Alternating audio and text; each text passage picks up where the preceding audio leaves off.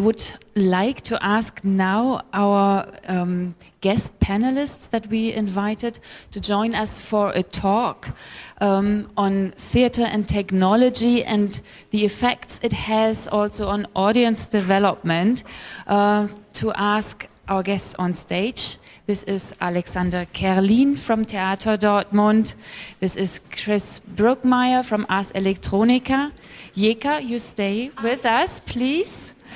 And Anna Gugushvili from the Techno Park here in Tbilisi. And my guest moderator, Paulien Geerlings from the Toneelmakerij.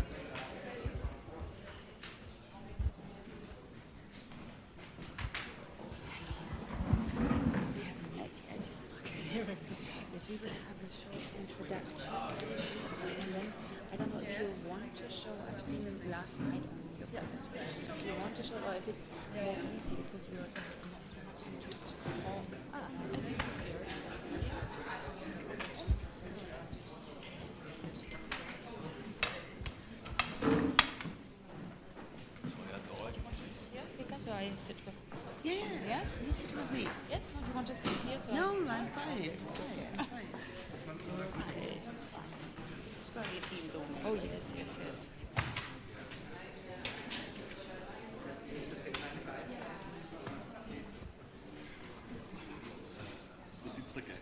Da ist ja die junge Dame noch.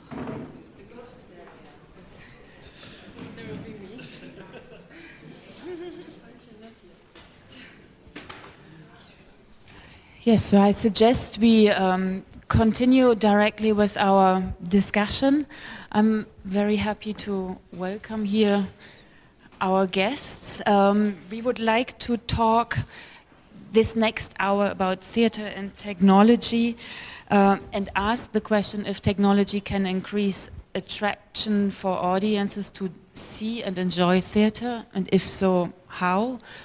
Or if it's not so much the case, why not?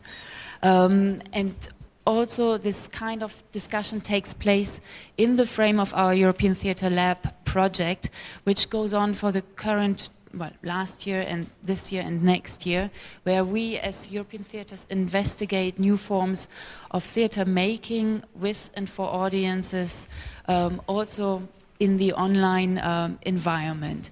And yes, I would like to introduce you Alexander Kerlin, who is a dramaturg and also author, who is very much interested in cross-media theatre work and has been working closely with Kai Voges, one of our colleagues you all met. And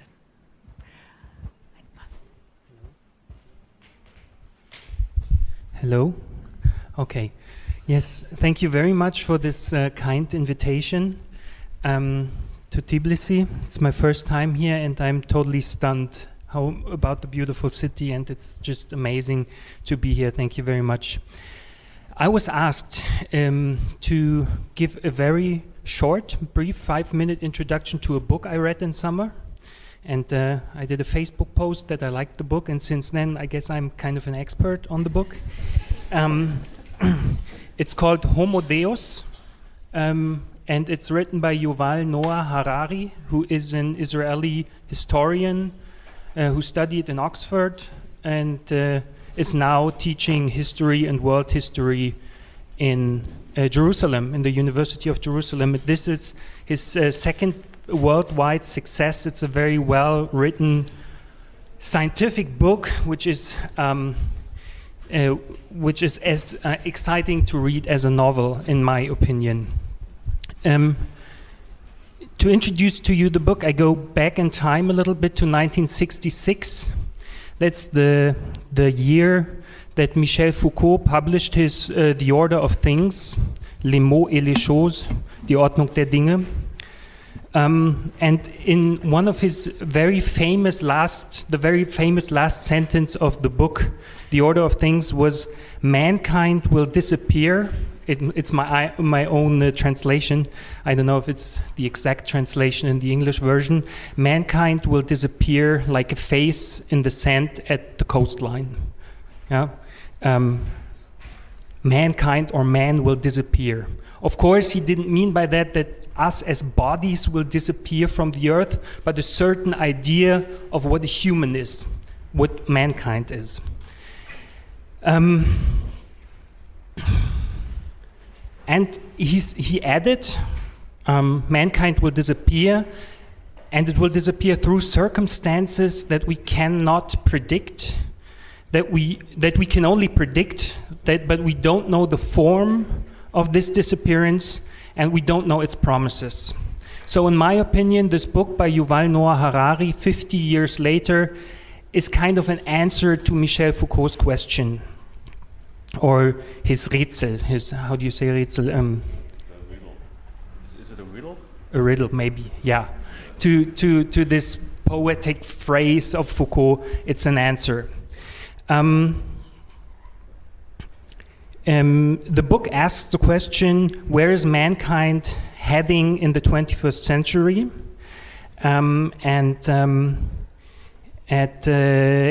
It tells the story about what will follow the Homo sapiens, what happens when it disappears. It has some very hard truth for the humanistic sentiment in us.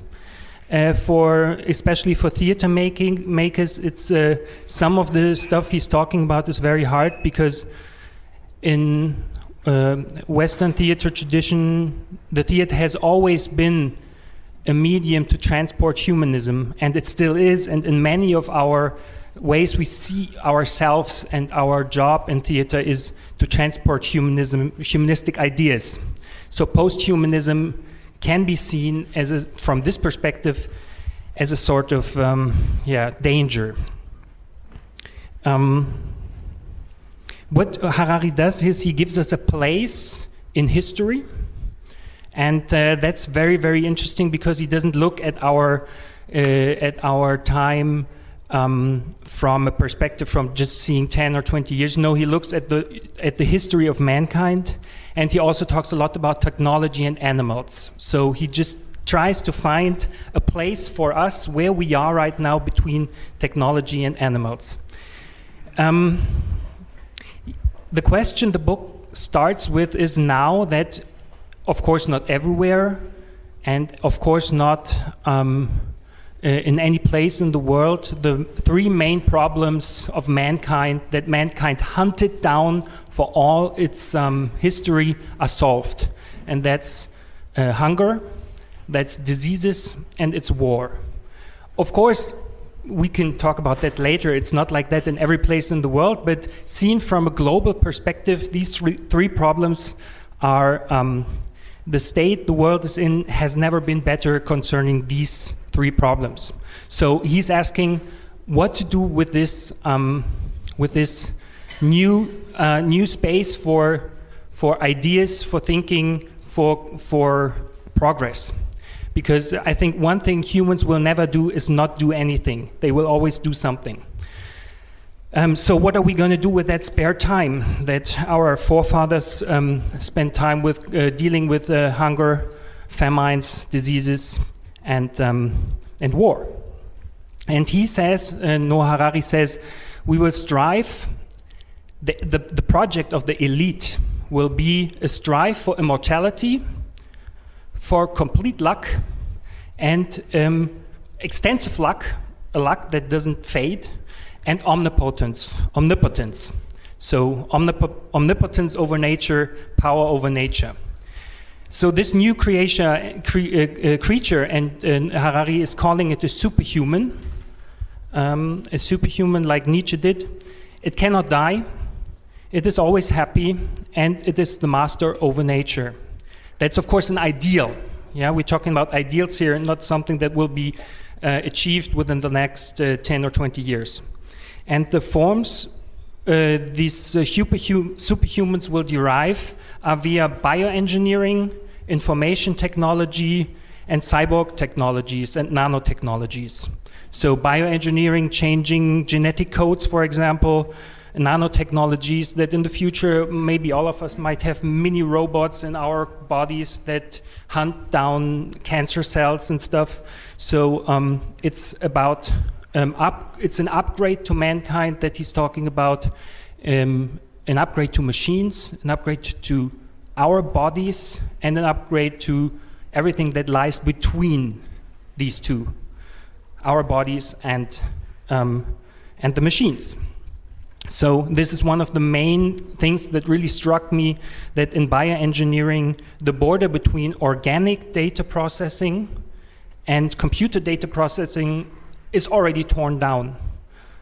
That means the exchange between maybe our brains and computers is going to be within a very short period of time. It's going to be a new dimension of technology. There is a new value that surrounds us. It's let the data flow. That's the idea that it's like the invisible hand of Adam Smith back then when he started to talk about liberalism. That if everybody follows his own interests, it's going to be to the benefit of the whole. That's the idea of Adam Smith. And the dataists, like Silicon Valley thinkers, they say similar stuff, but only about data. You know, if you just let data and information flow freely, it's going to be to the benefit of all of us. And the last point I want to mention, and I'm probably far beyond 5 minutes now, I'm sorry. And the last point is very interesting, that very soon algorithms will know you better than you know yourself. It also already the Facebook algorithms, by analyzing 300 of your likes, they will be better in predicting your behavior than family members of you, and that's an amazing fact. And if we think about it, like for example in Germany, there's something called Valomat. Everybody goes there before elections and have software helping them to choose who to elect. So that way algorithms start more and more influencing our life. Okay, this is for the start. Maybe later we discuss more about the thesis. Shall we continue? Yes, I think it would be good to hear another vision of the future and The vision of the from future. Chris Bruckmayr, who works at Ars Electronica but is also a sound and media artist. Welcome. Thank you very much for inviting me, and my first time here in Tbilisi, and looks quite interesting. This is a really complex book, and first we heard about people being killed, now about dissolving ourselves, so I'm trying to be a little bit more uplifting, I guess that would be better.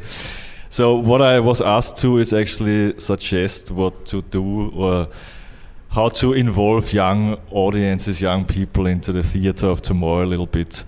I don't know how young people work and feel because I'm not young anymore, so I'm not assuming that I understand them. I can only watch them. And what I see is, in my perception, is that they're actually moving away from language or into some new kind of emoji, pictorial Esperanto.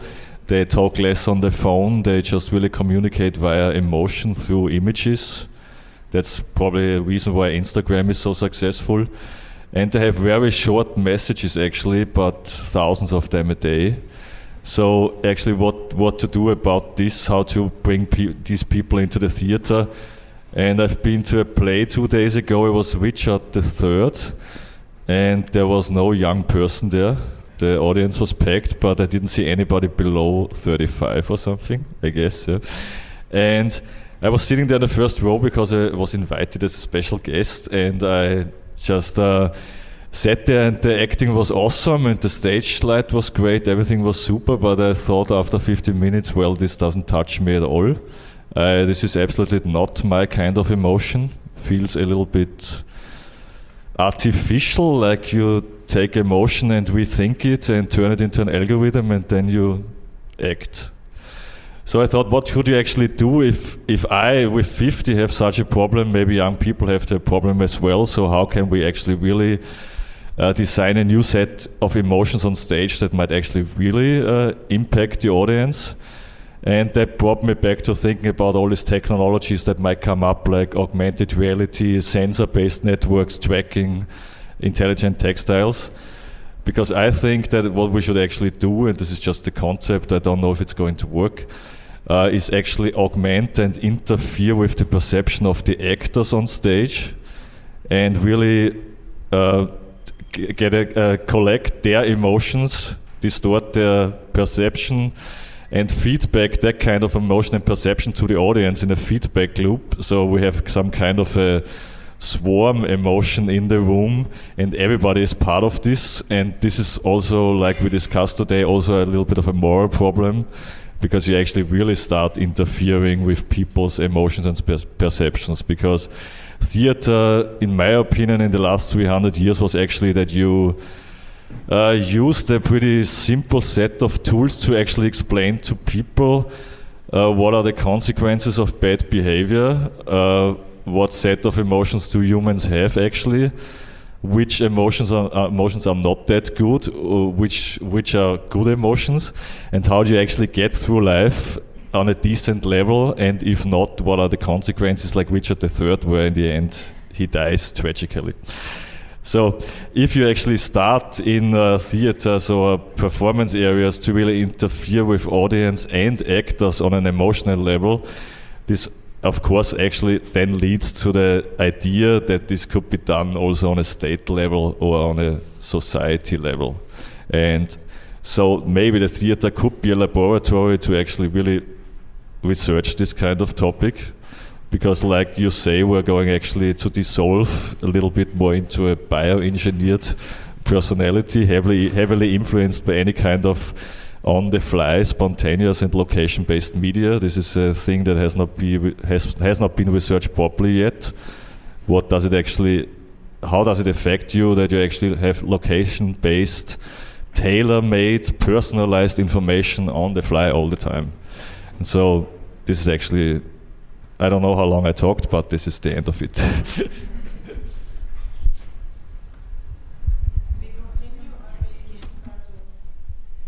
Put some questions. I think it would be good, yes, to have a question, because we have here with us around me 2 women who are applying or trying to put in place new ways of theater making. Anna Gugushvili is working at the Techno Park here in Tbilisi, collaborating with the Kote Marjanishvili Theatre in the frame of the European Theatre Lab and our European partners to find new ways of interaction. And maybe you could say a few words. What was your inspiration also for this collaboration? Good morning, everybody. First of all, thank you for the organizers for inviting me here. I have the honor to welcome you on behalf of the Georgia's Innovation and Technology Agency. Tech Park is one of our projects. Let's say it's technological park that we opened. So I want to say two words about the agency itself, that is the state authority under the Ministry of Economy and Sustainable Development. This is very important because it means that it's the state vision, let's say, to promote innovation and technology in the country. So that's why was created our agency almost 3 years ago already. So our mandate is to support innovative people and startups in the country, to teach them how to innovate, how to make their business more fruitful and more technological. So that's why we created Tech Park. I'm sure that some of you visited already, maybe our technological park, yes, and yesterday or the day after.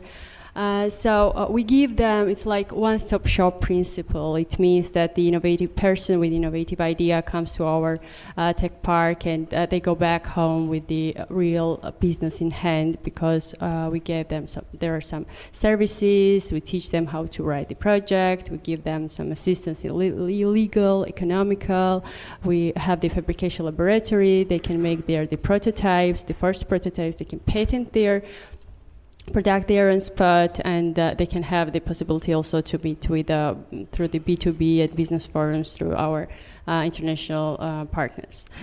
So the vision is that to support our startups, I said, it's one of the Prime Minister's initiative, and that's why we have Startup Georgia competition. We organized last year, and we'll promote it this year too.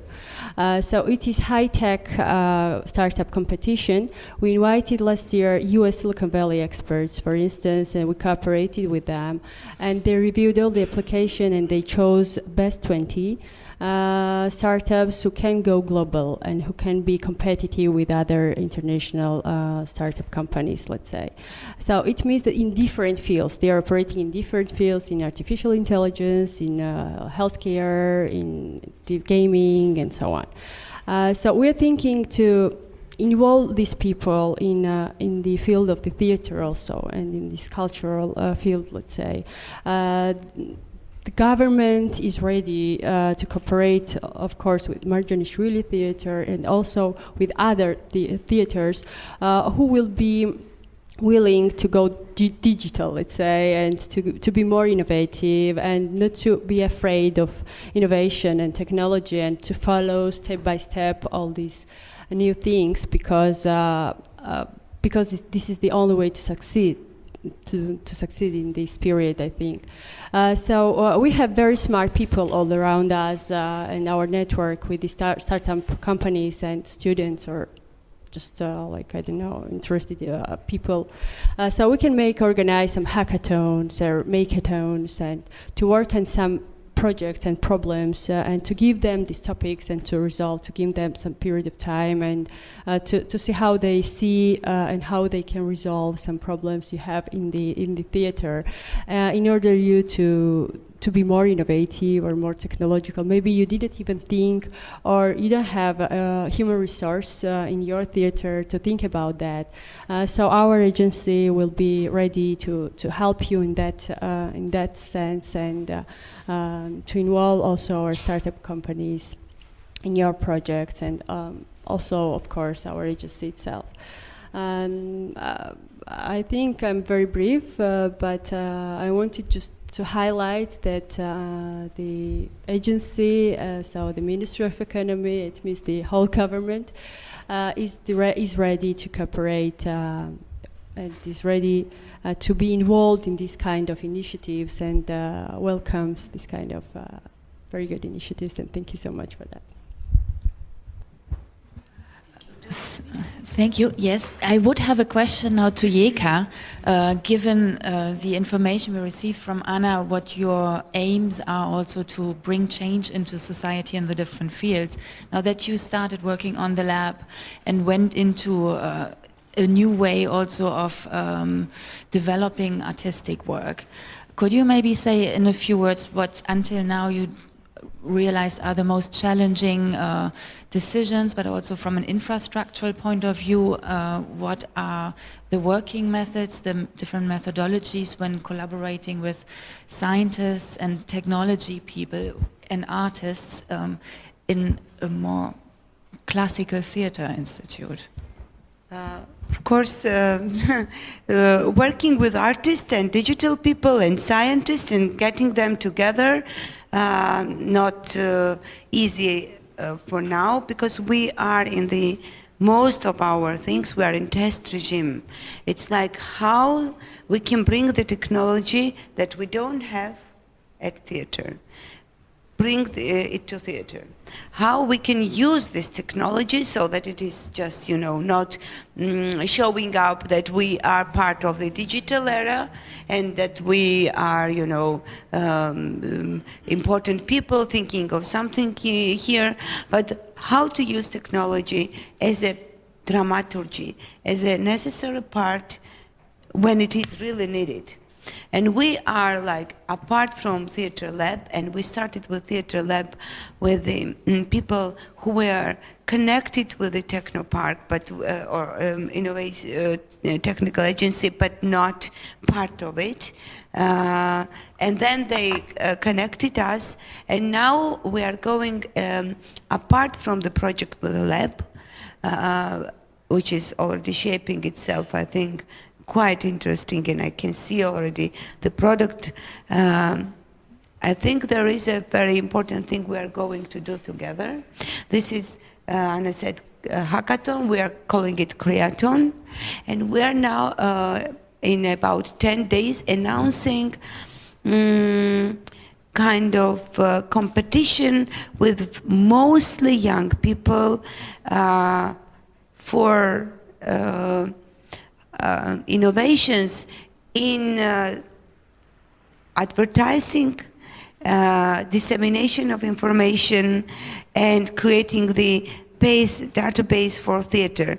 And this is only with digital things. So it will be a competition at age 25, the maximum. And in this way, we are going to bring the ideas to theater that could be less time consuming, more effective and informative, and engaging the audience more in the whole process, not the performance only, but the whole process of theater.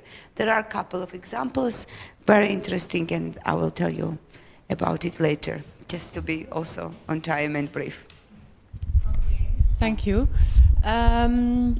Yeah, I've read the book as well, the Homo Deus. It's a must-read for everyone, I think, to know where we're heading at. And as you started to say, is that the humanistic idea, what we all support in theater, he is showing us somehow a post-humanistic world. So I have actually a question for both of you, in the sense that Hariri is saying that emotions are algorithms, so they are not that important anymore in a way. And in theater, and you are actually saying that young people don't get into theater that much, I put it a bit bluntly, because there are not enough emotions in theater. So I wonder how we can see both sides of this. What are, if we take Hariri's book into account, what are the consequences for us as theater makers? And how do you see that? Well, I think that the definition of emotion in this book is actually really like an algorithm, and it's not so far away from what I said, that theatrical emotions, in my opinion, historically are kind of algorithms, because they are rethought, reconceptualized, and then staged. This is so I don't see a big difference between what the person who wrote the book says and what I actually said. And I think it's not that dystopian. I don't think that he doesn't want to have any real emotions anymore, but he's just trying to understand why humans are quite predictable in their emotions, and what kind of different emotions could be there, but probably are not accepted by society or something.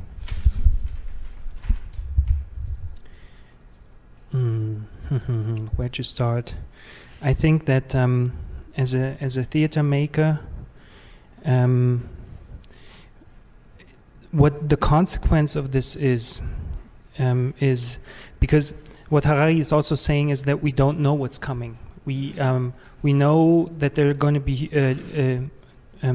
changes, and changes that affect the basis of what we think of ourselves. But we don't know what it's going to be. So it's not a dystopian book at all. Maybe it's a book that tries to empower people to think, to understand what we're going through right now, and to empower us to think about it, and maybe even steer the wheel a little bit to this direction or that direction, to give us back some power over. So to understand. The first mission for us as artists and theater makers is to understand and to try to understand. The problem with us theater makers is that we are invited to a panel talk that's called Theater and Technology, and we start with Michel Foucault. It's so typical that guys like me who don't really understand technology have now to really have to catch up with so many developments that are going on and try to understand at least a little bit of it and of the consequences that it has. That's the first point. And I think for that cooperation that you two are doing between your two institutions, this is kind of a key idea to what theaters can do now to catch up and to not be to be an art form that's contemporary. So, I think I can only talk about Germany now. I think we need more of this kind of cooperations. We need more talk between guys like you and me, and because theater makers often don't understand technology, and makers and DIY people and people who do scientific research and come to us, Electronica, they usually don't think of a theater as a place to work. They don't even have the idea because they have this special idea of what theater is, and this has nothing to do with new technologies. And so there's a huge gap. And we in Dortmund right now, we are trying to close that gap by founding an academy. It's going to be called the Academy for the Digital and the Theater Art. It's hopefully coming next year to have a place in Germany where technicians and artists from all over Europe can come, do research, get educated, and bring that back to their places and do a whole a platform for exchange between technology and arts. Yes, that's actually quite interesting, because we at the Electronica, of course, we deal a lot with technology and we invite a lot of artists. But what I witnessed is that actually what you're saying, these artists, media artists and technologists usually have no idea about dramaturgy. We have a storytelling problem in that media art scene, definitely. And so that's why some people think we guys are pretty nerdy. So actually the interplay between people who know what dramaturgy actually is and how to engage audiences, and the technological, and especially the disrespect that artists have against technology is very important, because you have to disrespect technology completely on a fundamental level, otherwise you can't use it for interesting media arts and stuff like that. So if these kind of people come together, the free players and the people who actually know how to engage audiences via dramaturgy, that would be a great place to work on something. And how does new technologies now influence your performances on a dramaturgical level? How do you, because you were referring to that as well, that technology can, when you bring that in your theater performances, can create a new kind of dramaturgy. Can you say something about that? I can try, yes. We've been experimenting within the last 5 to 7 years with the different technologies on stage. Of course, we have to know that the stage itself is a technology. Sometimes people think the stage is like and then you can see the human being as it was created by nature, and you forget that there's a whole architecture there that has an ideology too, and that there's a lot of technique in the theater, techniques of visualizing things, techniques of light, of course. So adding more technology is not something that destroys something natural, but it's just a piling up of technologies and of thinking. So just, of course, we've been experimenting with video techniques. The thing is that the digital technology and theater go together so well because they're both real-time media. So you can, the great thing is you can aufnehmen, what? You can record information, work on the information, and ausspielen and bring it back on stage with almost no delay. And that makes it very, very suitable for darstellende Kunst, for theater arts. Video techniques. We've been experimenting with apps that the audience could use. We had coders on stage who did live coding that you could watch, to name a few things. Yes, I hope there's going to be more research done so that we can experiment even more. I think you touched upon a lot of very interesting topics. Maybe in one sentence, could you wrap up for the moment our initial question: where do you think and believe the technology has an impact, positive impact or more negative impact on enjoyment of theatre? But also I would like to say what you've already suggested, the talks that have to take place. We would like to invite you to join both of our guests, Alexander and Chris, tomorrow morning in our Digital Age Theatre Workshop that will be presented later in the morning also, where we as a group are thinking also on how we can jointly work together on those subjects. Now, maybe one last comment on our initial question.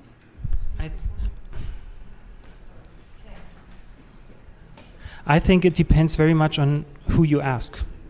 On who you ask, because to me it increases enjoyment. Yes, increases enjoyment, increases understanding enjoyment, understanding, and I think that it goes the same for a young audience. Yes, if we don't empower ourselves with the technology and always say, oh, those big companies in Silicon Valley, this is also bad. Don't do that lamento, but try to understand and work with this stuff because it's there. Chris? Yeah, it's hard to say. I would say it's very important to use these kind of technologies. If they're just used for beautification, for special effects, that is just useless in my opinion. But on a storytelling level, like you said, the real-time processing, tracking of people, whatever, using intelligent textiles, augment realities in there. You can actually add multiple layers of even different timelines and really some deep thinking, actually, that audiences actually would have the chance to actually really look deeper into characters or into development that led to that scene or whatever. So that's why it's so important to talk between professionals about the people who understand the technology and people who know how to actually script the play. Because I've seen examples enough, of course, where people just used it I call it beautification of a not so good idea. And so if we fall into that trap, then people will just say after 2 times, okay, thank you very much, that's it. So there's a lot of work to be done. Thank you. And our women on the panel, what are your thoughts on the question? Technology, of course, is our future, and without that, we cannot survive, I think, in a while. That's why, for instance, Alexander just mentioned that on the scene, there's some technological things, right, with wood. So we have, and in Germany they have even better machines that are a CNC machine, for instance, it calls. The machine is cutting the wood precisely and is making the shapes, and there are 3D printers, laser cutting machines. So the machine is doing everything. So no human force.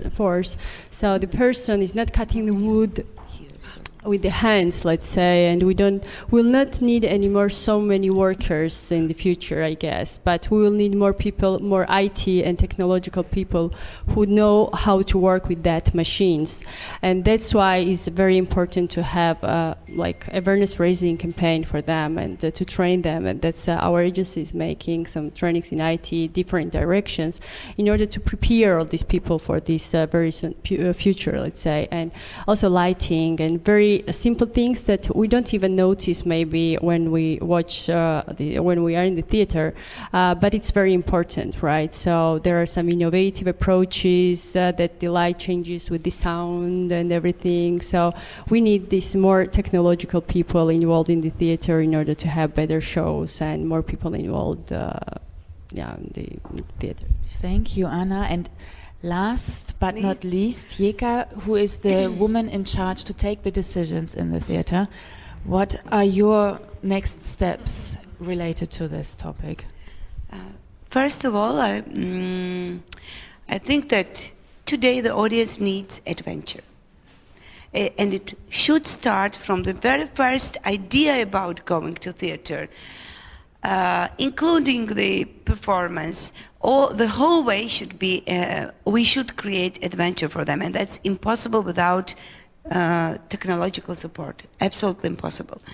And we are speaking of technological innovations on stage as well as off stage. On stage, we already started it many years ago, and you mentioned already with lighting, sound, everything. And now we are integrating the new things into dramaturgy, into the stage direction, and not to beautify or enhance the effects, which would not be really something important, right, as you mentioned. So I think this is the first thing that the technology can make, and it's also, like theater, it's present today's thing. But we have a big challenge. We make decisions, and then we cannot sometimes fulfill them. We need technologically intelligent people who work in theater and who will produce the ideas and who are not outsourcing but who are already in theater. And that's another challenge which we are going to go, we are going through, and we are going to somehow in years so find this kind of people, train together with the support, and then make them stay. Thank you very much for this inspirational talk, for your time here with us.